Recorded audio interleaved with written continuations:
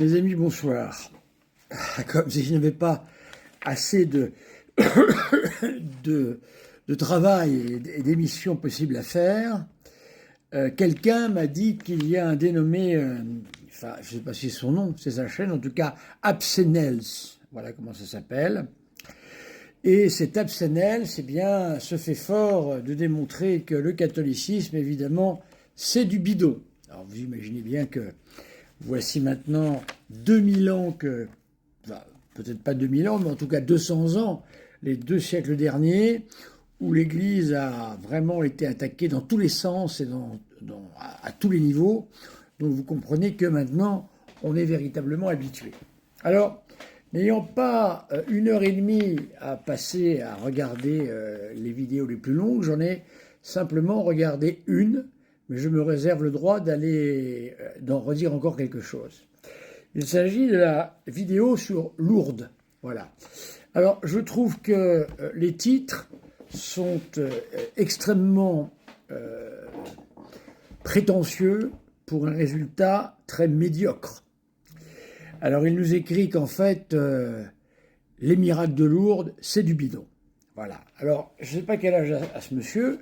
Enfin, ça fait tout de même maintenant le premier miracle de Lourdes ayant lieu en 1860 et étant reconnu en 1862. Ça fait un certain temps maintenant que vous pensez donc Lourdes a toutes les possibilités d'être attaquée. Tout d'abord, il faut rappeler que Lourdes, c'est simple.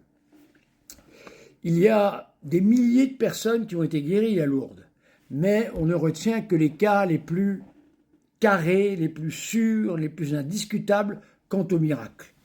Donc c'est la crème de la crème de la crème de la crème. Alors le problème c'est que Absilens, excusez-moi, je ne sais pas son prénom ni son nom, je veux pas mal l'appeler.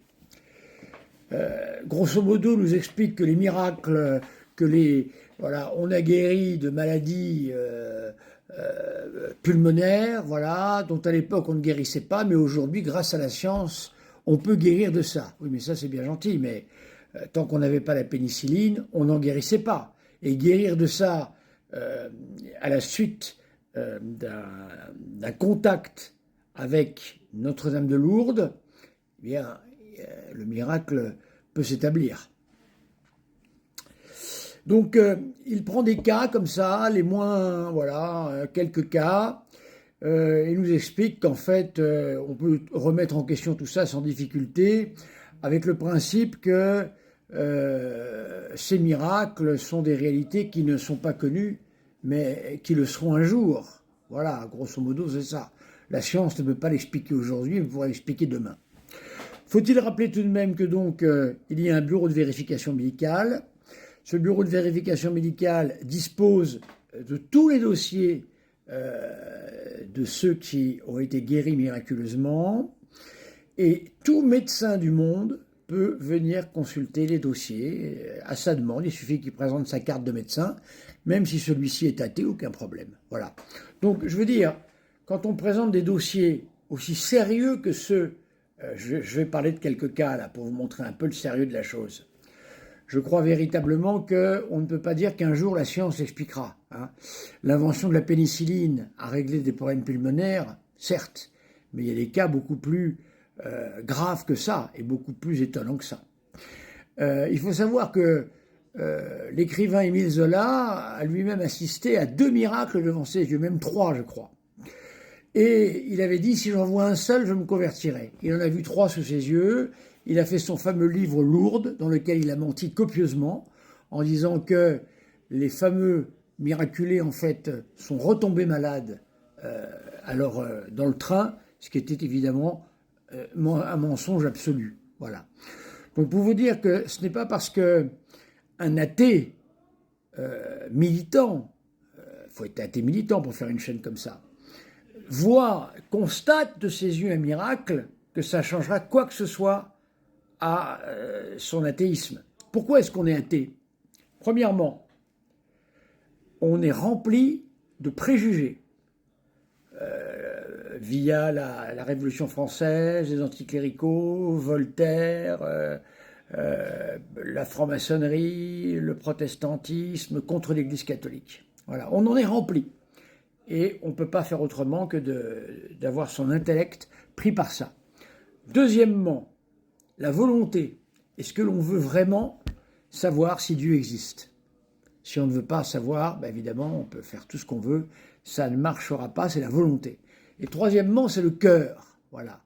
Le cœur doit être ouvert à la présence divine.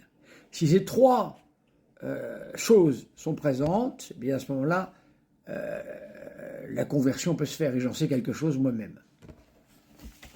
Si par contre, tout ça reste bien en place, vous pourrez cogner autant que vous voulez, il n'y aura pas grand-chose qui va se passer.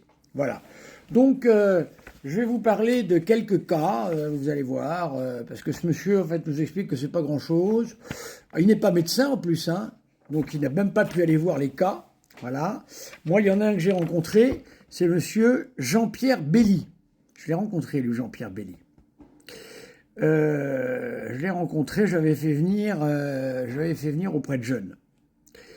Alors, ce monsieur était invalide à 100% à titre définitif et bénéficiait d'une tierce personne, car il avait une sclérose en plaques. En octobre 87, alors qu'il est devenu grabataire, c'est-à-dire la dernière étape de la sclérose en plaques. Voilà. Et là, il y a le système nerveux qui est touché visiblement, et il y a des appareils pour le voir. Il se rend à Lourdes pour le pèlerinage du rosaire. Après l'onction des malades, le 3e jour, il ressent une profonde paix intérieure. Puis soudainement, il retrouve la sensibilité tactile et peut à nouveau bouger, et bénéficie dès lors d'une parfaite santé. La sécurité sociale n'a jamais voulu lui enlever sa pension, car la sécurité sociale a dit « Cher monsieur, on ne guérit pas d'une maladie comme la vôtre ». Voilà, parce qu'elle est définitive, et c'est une maladie avec... je suis pas médecin, moi, donc je parle comme ça vient, quoi. C'est une maladie dégénérative, voilà, donc on n'en guérit pas, c'est pas possible. Donc la science, là-dedans, n'a rien à faire, on n'en guérit pas, voilà. Et donc ce monsieur a été voir son médecin qui s'est évanoui quand il l'a vu debout, parce que la suite normale de tout ça, c'était la paralysie totale et l'étouffement et la mort, voilà. Donc, voyez-vous, un cas comme ça, cher monsieur de cette chaîne que je ne connais pas votre nom, on ne peut pas passer ça sous silence comme ça et puis dire un jour la science l'expliquera. C'est trop facile. Hein, je ne vois pas comment la science va expliquer que tout d'un coup, l'organe s'est remis en place et ce qui est dégénératif a pris une autre orientation. Et c'est devenu une guérison en un instant. En un instant. C'est toujours pareil. C'est immédiat. Voilà. Je vais vous donner d'autres cas, vous allez voir si la science l'expliquera. Je vais faire une deuxième vidéo.